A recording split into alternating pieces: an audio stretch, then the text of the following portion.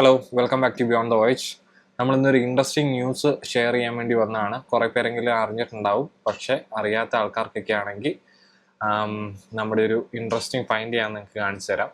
നമ്മളിവിടെ കാണുന്നത് പോലെ തന്നെ നമുക്ക് നിസാൻ്റെ 2026 നിസാൻ്റെ റോഗ് നമുക്കിവിടെ ഒഫീഷ്യൽ സൈറ്റിൽ അവൈലബിൾ ആയിട്ടുണ്ട്. അതിൻ്റെ അപ്ഡേറ്റ്സ് കാര്യങ്ങളൊക്കെ റിക്വസ്റ്റ് ചെയ്യാൻ വേണ്ടിയുള്ള ബട്ടണും കാര്യങ്ങളൊക്കെ നമുക്കിവിടെ അവൈലബിൾ ആയിട്ടുണ്ട്. ഇൻട്രസ്റ്റിംഗ് ആയിട്ടുള്ള കാര്യം എന്താണെന്ന് വെച്ചിട്ടുണ്ടെങ്കിൽ നമ്മുടെ ഈ വണ്ടി കുറച്ച് പേർക്കെങ്കിലും കണ്ടുപരിചയമുള്ള വണ്ടിയായിരിക്കും. ഇത് നമ്മുടെ മിസ്തുബിഷിൻ്റെ ഔട്ട്ലാൻഡർ ആണ്. ഔട്ട്ലാൻഡറിനെ റീബാഡ്ജ് ചെയ്ത് അവർ നിസാൻ്റെ റോഗ് പ്ലഗ് ഇൻ ഹൈബ്രിഡ് 2026 വേർഷനായിട്ട് അവർ ഇറക്കിയതാണ്. അപ്പോൾ അതാണ് നമുക്കിനി മുതൽ ഈ നിസാൻ്റെ റോഗായിട്ട് നമുക്ക് നിസാനിൽ അവൈലബിൾ ആകുന്നത്. നമുക്ക് ഇതിനകത്ത് നമ്മൾ ഔട്ട്ലാൻഡറിന്ന് നമുക്ക് ഇങ്ങോട്ട് വരുമ്പോഴത്തേനും മിസ്തുബിഷിയിൽ നിന്ന് നമ്മൾ ഔട്ട്ലാൻഡറിലേക്ക് വരുമ്പോഴത്തേനും നമുക്ക് കാര്യമായ ഡിഫറൻസ് ഒന്നും നമുക്ക് ഇതിനകത്ത് വരുന്നില്ല.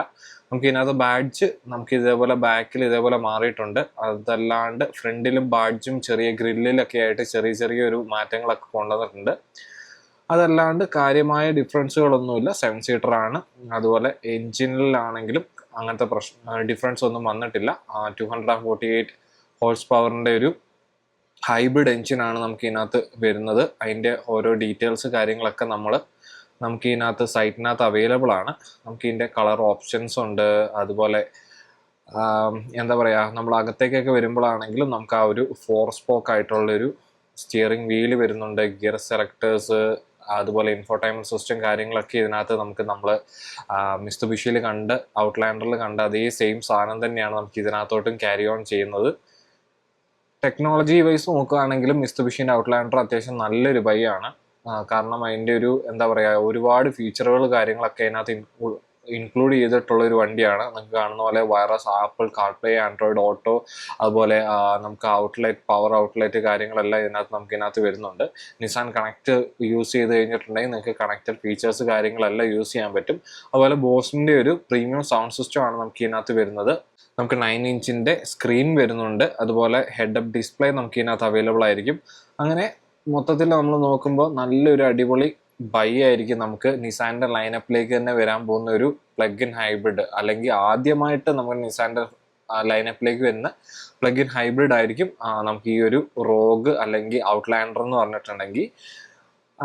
നമുക്ക് നിസാൻ്റെ ലൈനപ്പിൽ തന്നെ നമുക്ക് ഇനി വാങ്ങാൻ പറ്റുന്ന ഏറ്റവും നല്ലൊരു വണ്ടിയും കൂടി ആയിരിക്കും നമുക്ക് ഈ ഒരു റോഗ്. കാരണം മിസ്തുബിഷിൻ്റെ ഏറ്റവും കൂടുതൽ സെല്ല് നമുക്ക് അതിനകത്ത് മിസ്തുബിഷി ഇവിടെ നമുക്ക് കാനഡയിൽ പൊതുവേ സെയില് നമുക്ക് അധികം വലിയൊരു യൂണിറ്റ് നമ്പേഴ്സ് ഒന്നും നമുക്ക് കാണിക്കാനില്ല.